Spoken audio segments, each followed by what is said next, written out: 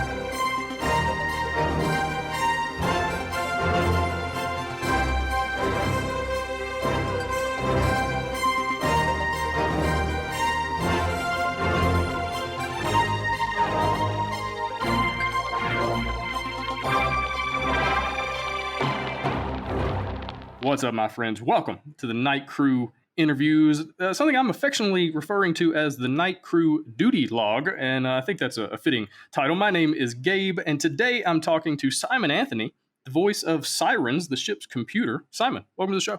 Thanks for having me on. Yeah, man, really excited to have you here. You are a very interesting fellow. Just in my brief research of looking into you and your background and kind of what you do for a living and different creative activities that you got going on. And so let's dive into kind of who you are right here at the beginning. As far as your YouTube channel, basically give listeners like a 2-minute idea of who Simon Anthony is. Good grief. Well, I'm a puzzle solver, and a few years ago I started a YouTube channel where I would show myself trying to solve sudokus and cryptic crosswords, and one thing has led to another, and it's now quite big, I suppose. It's got about 350,000 subscribers. Had some quite big videos that have been seen millions and millions of times. So yeah, that's what I do now for a living, is make puzzle videos. Which is awesome, and I'm sure your mom or your dad or your family members, they knew all along that you were going to become a puzzle-solving YouTube sensation. I read an article about you on I can't remember which newspaper, but it talked about how you worked like as an investment banker, and then you're like, you know what, I'm going to go start a YouTube channel about puzzle solving. And so is that exactly what happened, or is there a little bit more to it? There's a little bit more to it, but not much, to be honest. I worked in the City of London for many years in finance, doing a job I really didn't enjoy very much. And I basically worked my youth away doing that. And about 4 years ago, I've always been trying to come up with schemes to do something else, to do something I would feel was worthwhile. And I've loved puzzles my whole life. And with a friend of mine, I said, look, we could start a YouTube channel and we'll just solve puzzles for people. And I said, it'll be great. People will absolutely love seeing crosswords solved. He was very skeptical, correctly, really, in those early days. And we would make these videos and they'd be seen by, a dozen people. And it took a long time for it to catch on. But in the end, it did. And what was a hobby slowly became something that you could make a living out of. And then I guess in the last year with COVID, etc., it's become much, much bigger, and is now sustainable. So I'm really, really hopeful I will never have to be an investment banker again. That's amazing. And Cracking the Cryptic is the name of the YouTube channel, not to be confused with Cracking the Cryptid, which would be a completely different channel about Bigfoot and werewolves and all that other stuff. And so I can imagine you putting together like this PowerPoint presentation to your friend or to anyone who was skeptical, and it said it's basically a 3-step process. Step 1, create a puzzle-solving YouTube channel.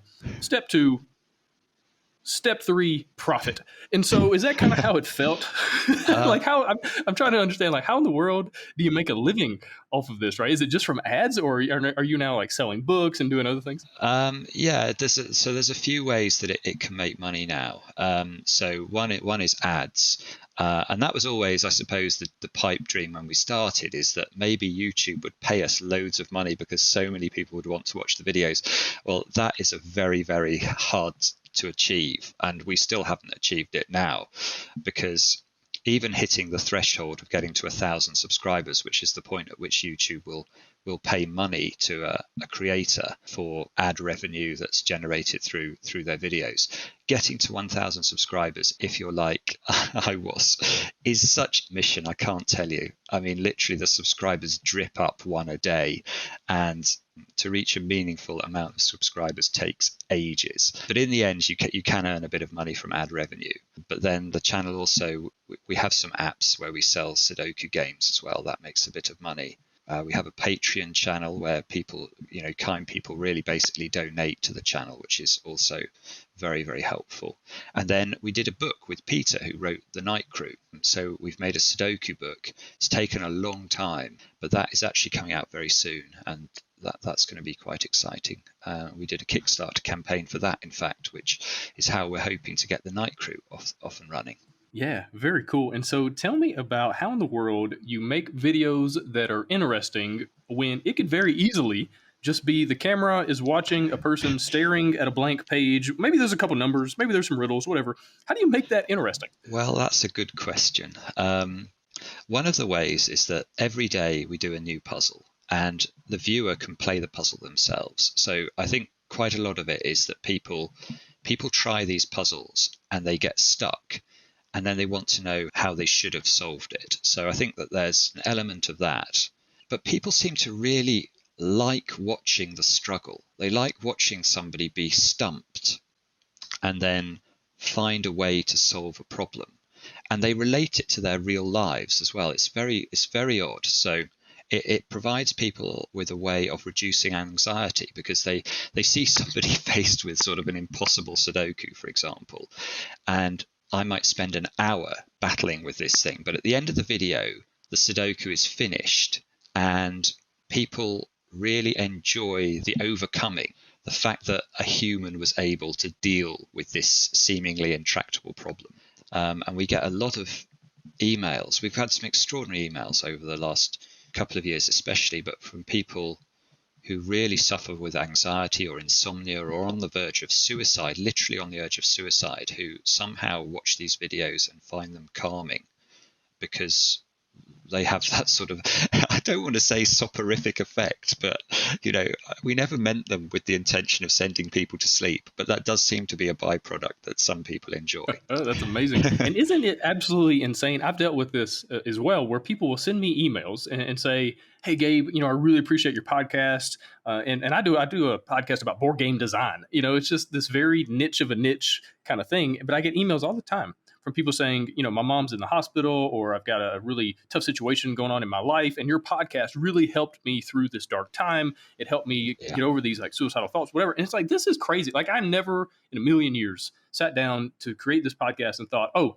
this is going to help people, through the darkest moments of their lives. But yet there's something about connecting with people, whether it's through YouTube or a podcast or something like that. So do you have any like really interesting stories, funny or serious, of people like connecting with your channel, connecting with you, that you can say, wow, I never anticipated this happening? Oh my goodness, there are so many. I mean, you make these parasocial friends. I know people now sort of through the channel I would never have had the opportunity to meet. There's quite a famous comedian in the UK called Dave Gorman, and I now count him as a friend, although I've never met him, because we have a lot of exchanges over email, and we've made some videos about his crossword puzzles.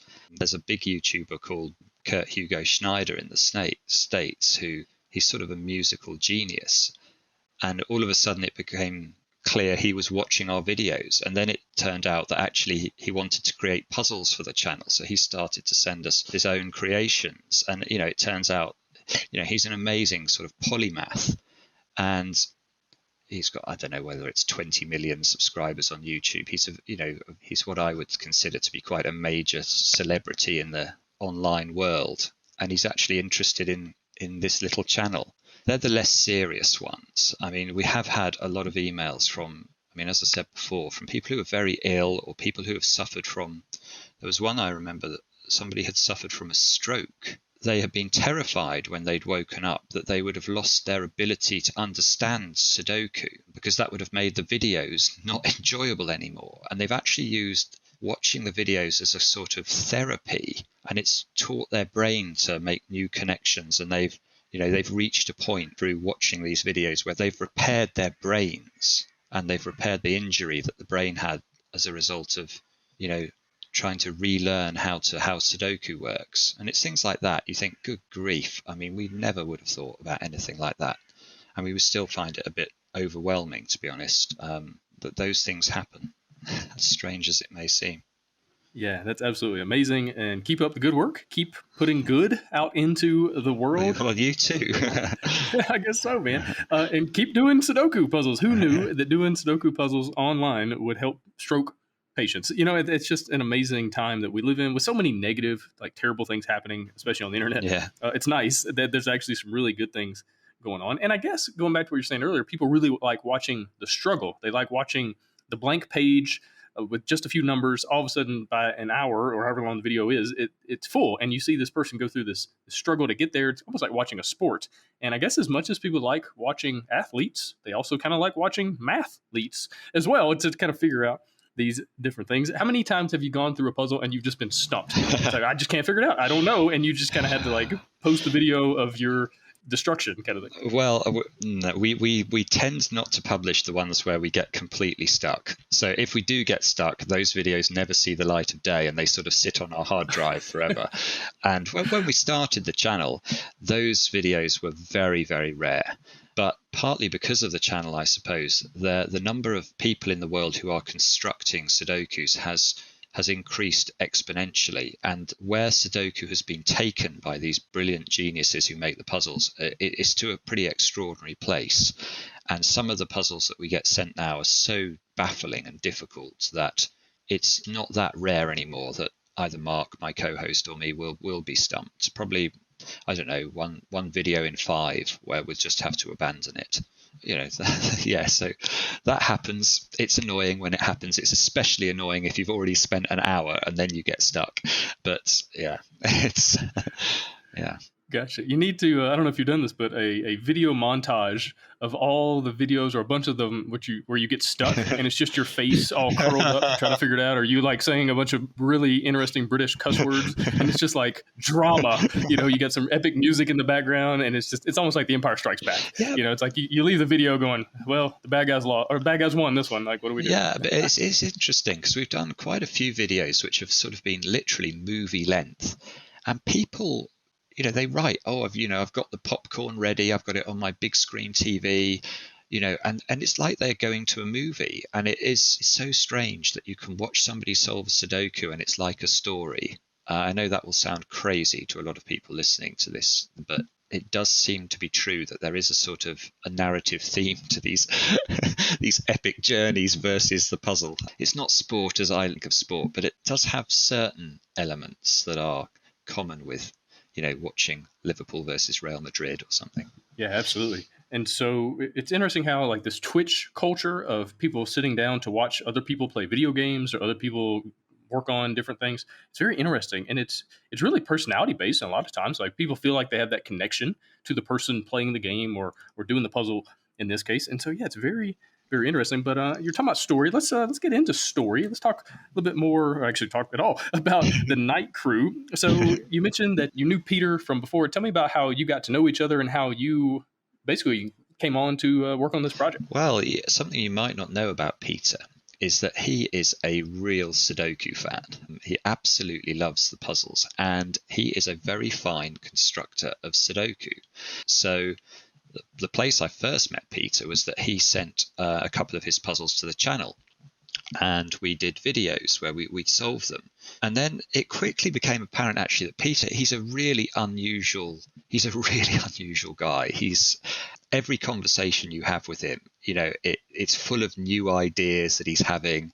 He's obsessed with John Cleese, and that's where he's learned a lot about comedy as well. He seems to have watched basically every sitcom in the history of the human race and taken things that he admires from those things. So anyway, so we just got chatting as a result of that. It's another of these parasocial relationships. And Peter was the one who suggested we should do a Sudoku book. He had experience on Kickstarter, which is something we didn't have, and he thought that would be a good way to make that book. So for about the last year or so, we've been working with Peter to make that happen. Towards the end of that process, Peter said, this is not a sentence I ever thought I'd say, he said he'd like me to be the ship's computer.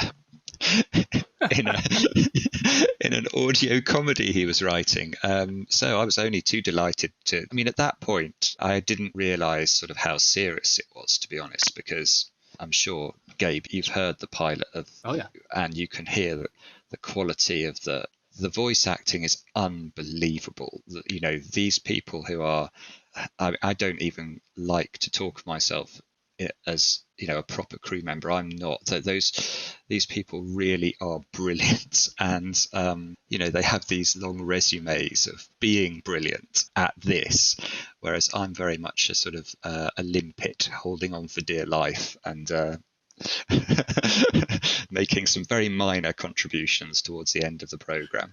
yeah, I know the feeling. And when I was looking at the list of the crew and like the different voice actors and their different credentials and the shows they had worked on, it's like, wow, Peter, that's phenomenal. Like, I was so impressed. I was so proud of him. Peter is one of my favorite people. He's a friend of mine. He's been on my podcast several times. We've hung out a good bit at board game conventions, as he has a publishing company. I have a publishing company. We're both designers. So we had a lot of interesting crossover. And when he told me that he was moving to Los Angeles to become a writer, I was like, man, I am so excited for you. Because like, if anybody was going to do it, it was going to be him, of all the people in my friend group. And so I was really excited for this show. And yeah, I'm just super impressed, like you said, with the writing. It's really funny. Like, I found myself laughing a lot more than I expected, laughing at basically a radio show. I'd listen to it on the YouTube channel, and you can listen to it, I think, as a podcast and different other ways. But yeah, I was definitely impressed. And I know the feeling, like when you find yourself in a room and you like, wow, why am I here? And so I've been there. When I was playing football in college, I found myself at Auburn University in the States. That's kind of a big deal for college football. It's one of the bigger schools. I went to walk-on tryouts, and I was one of 6 guys that they picked up in this like random tryout that had like 100 other people there. And all of a sudden, I find myself in the locker room surrounded by guys that I was watching on TV. Right. I remember, like, I know all these guys' names and I know their stats, and like, there's a Heisman Trophy winner that ended up playing at Auburn, and there's like all these people that go on to the NFL, and it's crazy. And then you find yourself just sitting in the hot tub or sitting in the cold tub next to these guys that, 6 months later are making millions of dollars in the NFL. And it's like, this is such an interesting situation. But I'm also reminded, I heard Neil Gaiman talking about this, and he said he was in a room full of like movers and shakers of all different categories, different industries, writers and inventors and politicians. Like, he found himself in like some kind of dinner party, whatever, that had just tons of amazing people. And he was standing there just kind of taking it all in. And he said a guy next to him, also named Neil, basically started saying, wow, I don't feel like I belong here. There's so many amazing people here. I feel like I'm just kind of like the low person on the rung. Like, what have I done? What have I created? And Neil Gaiman looks over at Neil Armstrong and he says, well, no. you did walk on the moon, so I guess there's that. Good grief. Yeah, exactly. So I guess it's not just us. I guess even people with legitimate, amazing accomplishments also feel this too, this imposter syndrome a little bit. So it's just it's kind of interesting. Have you felt that a little bit with your YouTube channel? Like, when you go from 100 views and now you have millions of views on different videos, what does that feel like? Is it just kind of overwhelming? Is it just unbelievable? It's unbelievable. That's probably the best way of describing it. It doesn't feel real. If I think about it, it becomes a bit daunting because I think about how many people might be watching me. And it's a one-way conversation. When you make a YouTube video, it's not like you're having a chat with everybody who's watching, but everything you say, that they will hear. And it's like, good grief, you start to think about every pause, every slight slip of the tongue, every stutter. And it doesn't feel real though. It doesn't. It's very, very.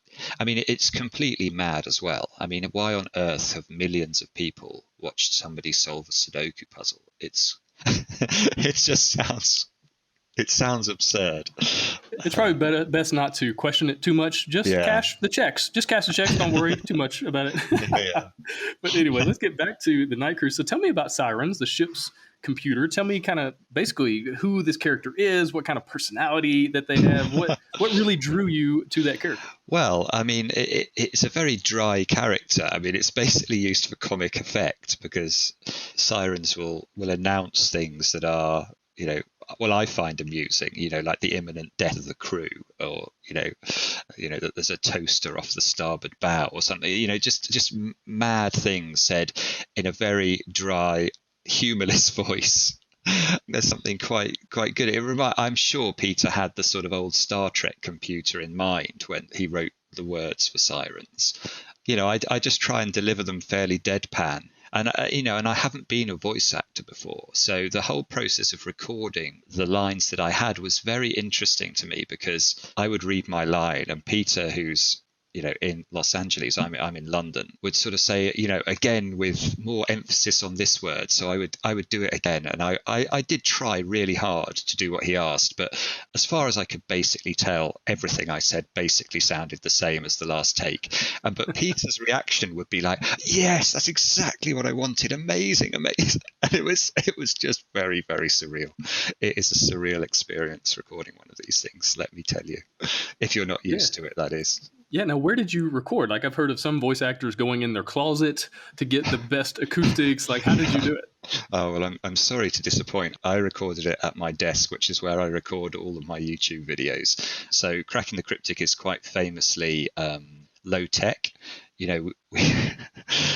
Mark and I, my co-host, when we started the channel, we didn't even have a webcam. We didn't have a microphone. We knew what YouTube was, but the whole process of creating videos and uploading them and doing things like thumbnails was anathema. And although we have now learnt to do those things, we still have to do it in a very low-tech way. So yeah, when I recorded the Night Crew, it was just at my usual desk with my normal microphone, and I wasn't in a cupboard. Gotcha. Well, I guess that does make it a bit easier. Now, when it comes to getting into character, did you go and watch a bunch of Star Trek? Did you watch a bunch of anything or do some research on, well, what would a computer sound like? Did you watch, I don't know, Stephen Hawking videos? Like, did you do anything to kind of figure out, well, how does a computer sound? No, it's interesting, though, you mentioned Stephen Hawking. I do have an anecdote about Stephen Hawking, because I went to Cambridge University many years ago. And at that time, Stephen Hawking was living in Cambridge. And I very, very nearly killed him in my car. Wow. And he was obviously wheelchair bound, and he couldn't see to cross the roads. So he would just cross the road. He's like, I'm Stephen Hawking. I'll do it all. Like, no, you're not going to hit me. I'm Stephen Hawking. Correct. But what he hadn't anticipated was that I owned at that time a 1973, roughly, Morris 1100. And neither the steering nor the brakes worked very well on that car. And so I was driving along the road, minding my own business, and all of a sudden, Stephen Hawking comes flying out the side, just crosses the road without looking. I slammed on the brakes. I must have missed him by a whisker. And I sometimes think, goodness, my life could have been different if I just clipped him or something. Can you imagine? It would have been, student kills Stephen Hawking, and life would have been, it would have taken a turn. You would have gone viral for something very different. Something very different. Definitely not Sudoku. Yeah, indeed. Yeah. The other thing I remember about Stephen Hawking, actually, I know this has got nothing to do, but you asked me, so I'll tell you my other Stephen Hawking story. Was I saw him at the Cambridge Union give a speech, and he was really interesting. At the end of the speech, he asked for questions, and people would ask him a question, and then literally there would be a 10 or 15 minute pause while he programmed his computer to read the answer out. And after 10 or 15 minutes, the answer would be yes. That was it. So how long it must have taken him to actually, to make speeches, to write papers and things like that. None of us can possibly imagine what, what life must have been like for him. It's just incredible what he achieved given the disability he was coping with. Yeah, absolutely. I also wonder though if he just really liked to mess with people. It only took him 20 seconds, and he's gonna drag this thing out. He's like, I only want to answer 2 questions tonight, and so because I had a friend when I was in college that was an English major along with me, and because we were English majors, we had most of our classes in this really tall building on campus. It was the biggest building on campus, and it had 10 floors, something like that. A lot of our classes were on the 8th floor. And so you have to ride the elevator up. And it took forever because there's only 2 elevators for this massive building. And so we'd be there waiting for the elevator to come up on the 8th floor. And my friend, he's in a wheelchair. And we'd be waiting for a while. And he would go, you know what? Screw it. Taking the stairs. And he would just roll away like he was going to go take the stairs. And if people didn't know him, they would have these crazy looks like, what? Is he serious? And I'm like, yeah, he's serious. He's just gonna figure it out. He's gonna make it work. Or he would roll up to people that didn't know him. He'd say, hey guys, anybody up for a run later this afternoon? You'll go for a run? Anybody up for a jog? And he was just so hilarious about his situation. And so I'm wondering if Stephen Hawking maybe just messed with people. Yeah, he could have been. He could have been, but no, I didn't do any proper research. I mean, I am a bit of a Trekkie, so I have heard the ship's computer in a variety of Star Trek spin-offs over the years. So yeah, Sirens is my take on that. Yeah. Is there something about the British accent that just lends itself to this kind of deadpan style? Is there something along those lines? There's certainly something about the British accent that has made the channel popular. I'm not sure about whether a ship's computer needs to be British, but well, I guess if you're going to find out that a massive toaster is about to blow up your spaceship, I want to hear that from somebody who's British. I think it's just going to sound better than someone like where I come from Alabama in the deep South. Hey y'all, there's a toaster out there gonna blow us up. I mean, it's a little bit different in that accent than it is. I don't know. Maybe the arch mastermind always needs to be British, and the ship's computer as well, and then everything else can be American. But I think your Alabama accent's quite good for the toaster announcement. It would definitely be I need to obviously watch out. You're going to take my part, I think. I could be a different ship computer, the SS Liberty or something like that rolls up. Yeah. Hey y'all, how y'all doing? Y'all better get by the getting good. Crick's on fire again. I've got lots of little countryisms that my grandparents would say. It's coming up a cloud out there. There's so many things. That, one of my favorites. I had this guy I knew growing up. If you asked him anything, he would just have these weird responses, and you didn't actually know what the answer was. He would give you an answer, but you're like, what are you saying? If you were to say, hey man, how's your truck running? I heard it was in the shop. How's it running? He goes, well, you know what? You drop that thing off a bridge, it'll hit water. What? What does that mean? And so, man, there could be a lot of fun things to be explored that way. Unfortunately, people where I come from end up playing the hillbilly or the redneck or the bumpkin that's dumb and uneducated. And to be fair, that's not necessarily the wrong stereotype to have. A lot of people where I come from, that is what it is. But there's a few of us who have done some things educational. But anyway, do you have any favorite lines or any kind of favorite scenes where you got to really just have some fun? I think I only have 4 lines. So this is what I mean about I'm not fit to clean the boots of some of these other people. I do have bits of it that aren't involving me that I think are very, very funny. The whole stuff with the Spider Queen, I think is, it just tickles my English sense of humor. I don't know why, but it does. The whole premise, which is that the night crew is there to do the dishes. It's just, at night in space, intergalactic spaceship. It's so ridiculous. It's sort of works. Yeah, going back to the writing, I just love the one-liners, the real quick back and forth dialogue, and you can almost get lost. You can miss some of the jokes and have to go back. I've listened to it a couple of times, and there's definitely stuff that on the first run through you're not quick enough to pick it up, but it's still there and it's still funny. Yeah, Peter's a very talented guy. Yeah, absolutely. Now, the pilot is out, and so the Kickstarter is basically to fund more episodes. And so do you know anything about the other episodes? You don't have to give spoilers, but do you have any clue about what's coming next? No, I believe what's the most important plot development, though, is the ship's computer is going to have a much bigger role and possibly become the main character. Okay. look out for that. I mean, that's going to be exciting. Yeah, absolutely. And maybe the computer can have a fight with a red computer from a different ship. Now we're talking. We've got our own show. Exactly. We have a spinoff. Yeah. Well, awesome.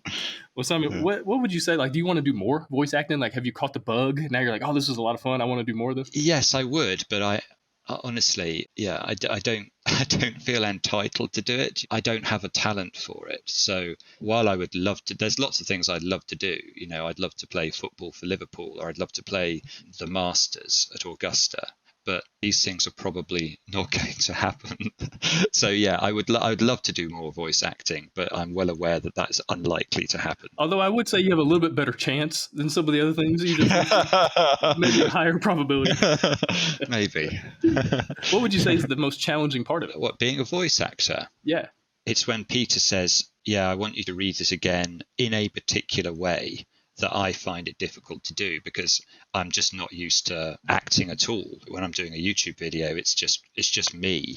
I don't have to play other Simon or Ship's Computer, or maybe I should actually do a YouTube video where I solve the Sudoku being the ship's computer.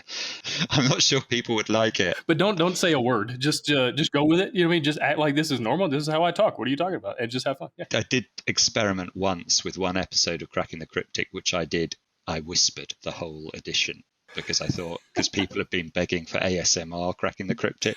And honestly, while some people did like the video, it got absolutely slated. So I only did it once. Yeah, that would be also weird, just to stay in whisper character for an hour. It was really difficult. Well, Simon, this has been excellent. Do you have anything else that kind of stands out from the show, or anything you want to point people towards, or anything else you want to say about it? No, I just really hope that the Kickstarter goes well, and that Peter gets a chance to, to make more of these episodes, because I think that, he's super talented, and what he'll produce, I know from experience of what Peter tends to come up with, it will be worth listening to. So anybody out there who's listened to it and enjoyed it, please do support the Kickstarter. Yeah, absolutely. Well, Simon, where can people find you online?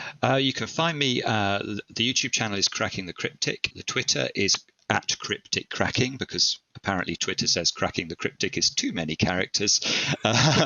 So either of those things, you'll find me. You'll find me lurking away solving puzzles. Awesome. Well, Simon, really appreciate your time. Appreciate you joining me here on the Night Crew Duty Log, and good luck with more of the Sudoku puzzles, more of the YouTube channel, fun, goodness, and everything else you got going on right now. Thanks, Gabe. Thanks so much for having me. That was Duty Log, hosted by Gabe Barrett. You can check out his podcast at the Board Game Design Lab. Don't forget, we still have a little bit of time left on our Kickstarter, and with your help, we can hit that goal and make more Night Crews. So just head to nightcrewpodcast.com, click on the big Kickstarter link, and keep living your rad life. I'm Peter C. Hayward, and thank you so much for listening.